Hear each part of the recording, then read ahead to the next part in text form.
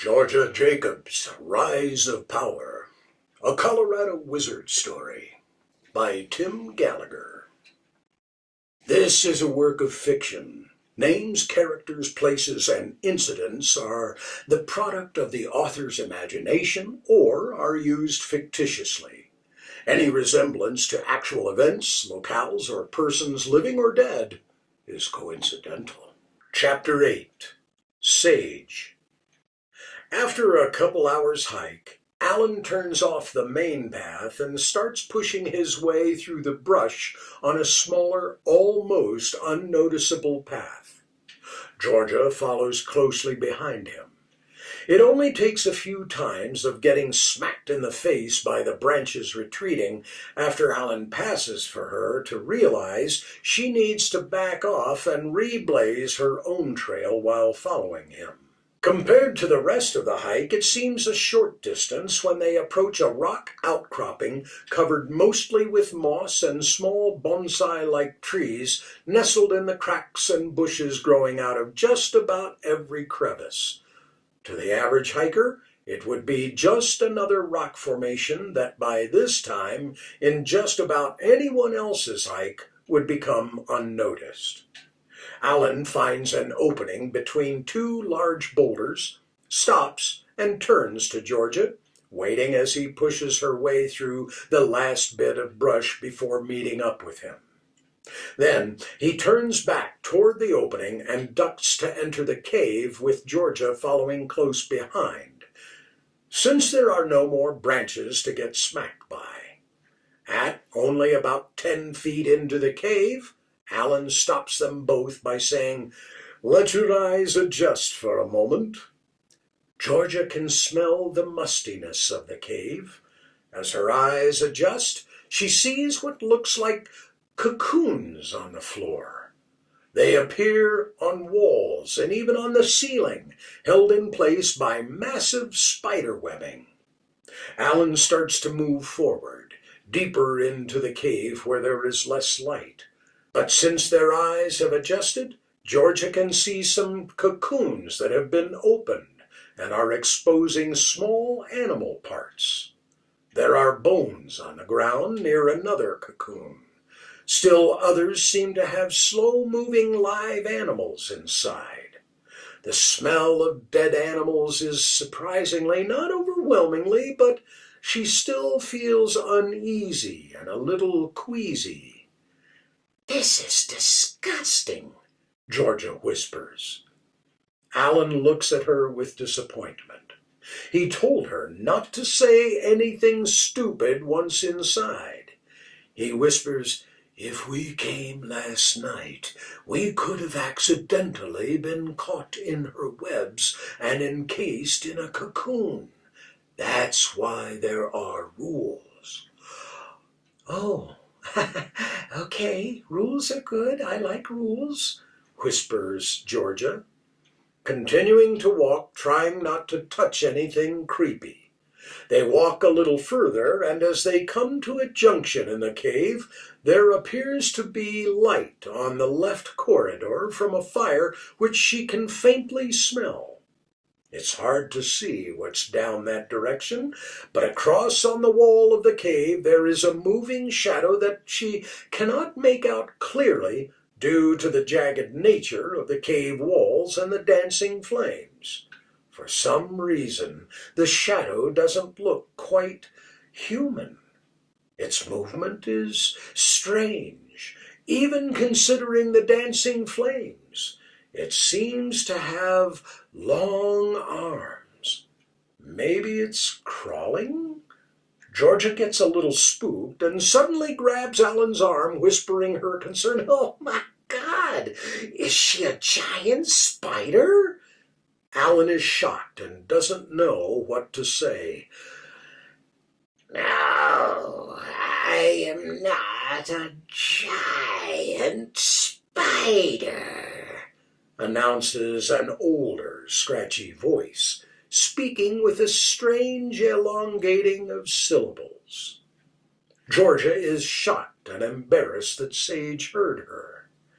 Alan whispers to Georgia, When gaining her power during a ceremony here, an accident left her slightly deformed and with a speech irregularity, as well as tying most of her power to the cave. One of her special gifts is controlling spiders to do her hunting for her. Georgia gives Alan a nasty look as she lightly slaps his arm, and gritting her teeth, she whispers back, "You could have told me earlier." Alan smiles with a devious grin. What's fun in that? "Come in, Alan," Sage speaks up again. Alan and Georgia continue deeper into the left corridor of the cave.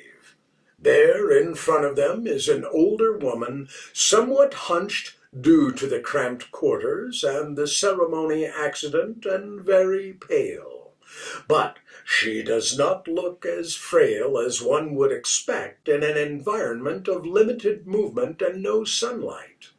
Her hair is salt and pepper, but she's not dirty as one would expect, and she has a great smile that she flashes at Alan. As George's eyes adjust some more, she sees a mass of moderately sized spiders moving up and down and crisscrossing over Sage's feet. Sage pays them no attention, and so Georgia surmises that these are the spiders she controls, which literally wait on her hand and foot. "It's been a long time, Sage," Alan says as he approaches Sage and puts his hands on her shoulders, then embraces her for a moment. "Yes, I've missed you, Alan," Sage says with a slight smile. Alan turns to present Georgia. "I've brought you Georgia." "Jacobs, yes, come here, my dearie," Sage says. "Let me look at you. Yes, she will do perfectly." Sage looks at Georgia over a bit. "Please sit here. Have some stew," Sage suggests as she prepares 3 bowls of stew that cook over the fire. "Smells good. Possum?" Alan asks. "No, raccoon, spiced with rosemary and cinnamon. I think you'll like it." Sage smiles as she hands Georgia a bowl. Georgia is a little apprehensive to eat raccoon since she has never known anyone to do that. The most exotic thing she has eaten is bison, which is actually kind of common in Colorado. She looks at Alan for a little guidance, who gives her a smiling nod and a little thumbs up. She takes a sip as Alan eagerly accepts his bowl. She is surprised at how yummy it is, saying, "Oh, this is really good." "Thank you," Sage says with a smile as she sits to eat her bowl. After a few spoonfuls, Alan says, "We're traveling to the valley." "Why enter the valley? You know it's dangerous to enter. It's dangerous to leave," Sage warns. Alan explains, "I've been approached by a sprari that wants—" "A sprari?" Sage interrupts, almost dropping her bowl. "Why didn't I feel its presence?" She is disappointed in herself. "It must be seeking the power within the valley. Yes, that would be bad for you." The council wants me to get Georgia there so we can teach her how to use her powers, Alan replies. Yes, you must. Do you still have a key? Sage asks Alan. Yes, and I know the location of the crystal butterfly, Alan says. Sage nods her head as she sits on a stone chair. Oh, good. I don't have time to craft another. You, Georgia dear, have an important role to play. Blood must be spilled. Come closer. Georgia, not sure what to make of that last comment, gets up anyway from her seat and steps over to Sage, who raises her hand, and mid-stride Georgia starts to levitate about a foot above the ground. She stops stepping and stands straight, as if that makes any difference to what's happening. Without doing anything but standing still in shock, Georgia starts to turn around slowly after Sage waves her hand across as if pushing an invisible platter. After a full turn, Sage leans back in her chair as Georgia gently lowers to the ground. Ooh, you doubt yourself, Sage observes of Georgia.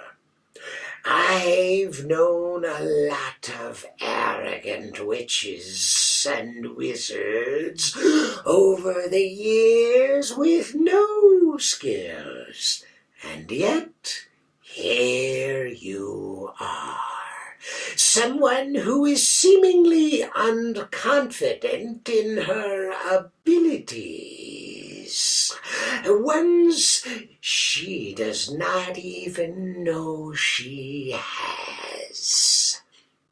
The council is very wise, and even they believe in you, the untrained, apprehensive witch. You are the one to help them through this crisis. You are summa cum laude of your class. You have all the external indicators that you're worth something, that you are gifted, yet something internally is holding you back. Georgia is shocked at what the sage says. Alan looks on to see if Sage can get through to Georgia and hasten Georgia's transformation. I want to help, I really do, Georgia says as she sits back down.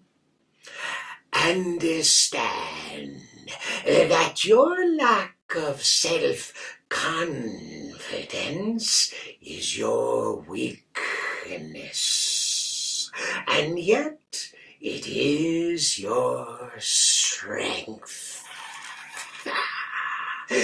Sage says. Georgia is quite puzzled by the statement. It is the thing that does not let you move forward when you should. But the times when you do move forward is the thing that drives you to perfection. Read me the affirmations Alan had you write yesterday. Georgia is taken aback for a moment as she tries to figure out how Sage knows these things. She can't figure it out, and Alan is too engaged with Sage to be able to ask him, so she pulls out her phone and reads the affirmations and goals to Sage, who listens intently with her head raised but eyes shut, nodding her head on occasion. Georgia puts the phone away when finished. There is a moment of silence as Sage digests the words. "Nicely done, Alan," Sage says, prompting a proud, fatherly smile from Alan. "That seemingly insignificant set of words is going to help you break this bad habit of self-doubt and create a metamorphosis in your mind so you can achieve things you never thought were possible before," Sage says. Listen to Alan. Doing that is itself a revolutionary development, she says, softly chuckling as a joke to Alan, who shakes his head as his fatherly smile disappears. I feel it is my destiny to learn and understand witchcraft. I do want to believe, Georgia confesses.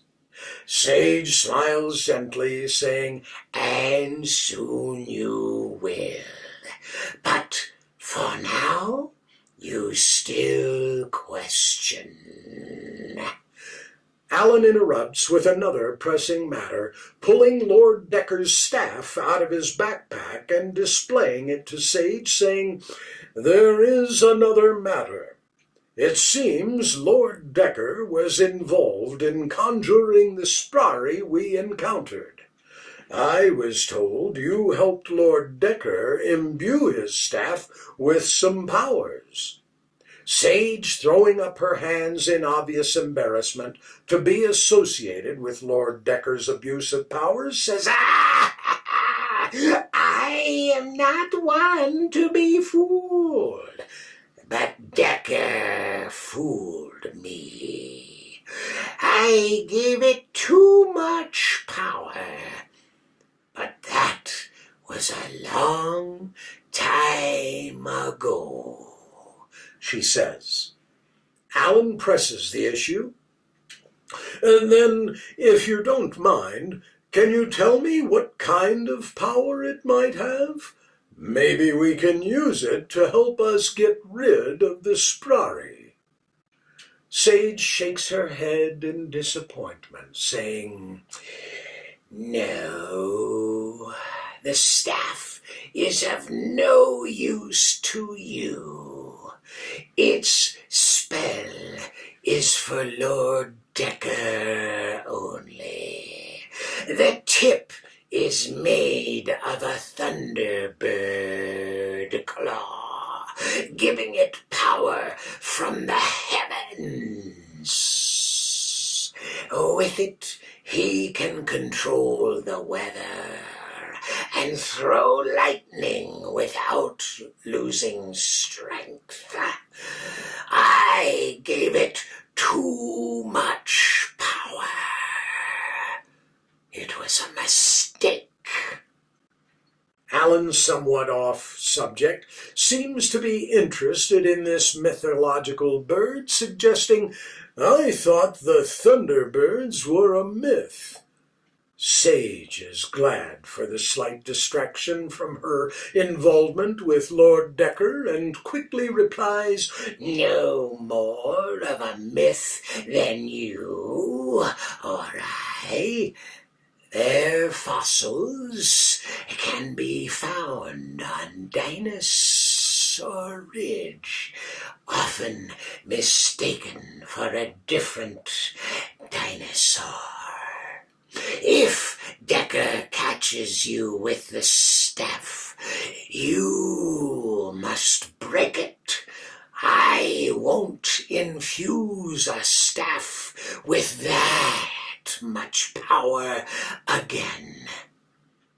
Is there no spell that would allow the council to make use of the staff? Alan asks, returning to the main issue. Somewhere in these cocoons there might be, but there is no time for that. It won't help destroy the Sprari. For that you must get the conjurer to confess the mission is complete in a completion ceremony. Decker would need to be present, Sage says with a slight disappointment in her voice, because she knows Decker would never agree. Alan, too, expresses his concern about Decker, saying, "Getting Decker to cooperate will be nearly impossible and probably dangerous. We are working on identifying the conjurer." After a moment of silence, as Sage and Alan think some more, he asks, "Are you sure there's no other way?" Georgia pipes up, "I thought my training would destroy the Sprari." "And so it shall, dearie," Sage confirms. "You can start by reaching into that cocoon and pulling out the book of spells I've been collecting over the years." Georgia thinks about the cocoon with a dead animal in it and does not want to reach into it until she slowly reaches for it. "Not all cocoons have dead or live animals in them. That one is just for storage," Sage says with a smile. Georgia reaches into the cocoon and pulls out a book that seems to be twice the size of the cocoon. This book should not have fit, and she finds it a bit strange at first, but then remembers Alan pulling a staff out of his backpack. In retrospect, she has seen a lot stranger things in the last day or so. The book is a heavy, dusty, old leather-bound book with hundreds of pages between its covers. "In there may be the answer to destroying the Sprari without the conjurer," Sage suggests. "It will have a weakness not even Decker can hide. Take it, read it, find your answer if it is there." Georgia flips through a few pages as Alan looks on. Sage continues. "Alan, when you get to the valley, destroy the staff." Alan responds with, "I will let the council make that decision, but I'll tell them that that is your preference." "Good. Now, finish your stew and get going," Sage suggests. "You have no time to waste." Sage takes another bowl of stew for herself and sits back in her seat as Alan and Georgia finish up their bowls, everyone seemingly content with the meal. End of Chapter 8. I'm Paul Neal Rohr. Join us next time for another chapter of Georgia Jacobs' Rise of Power.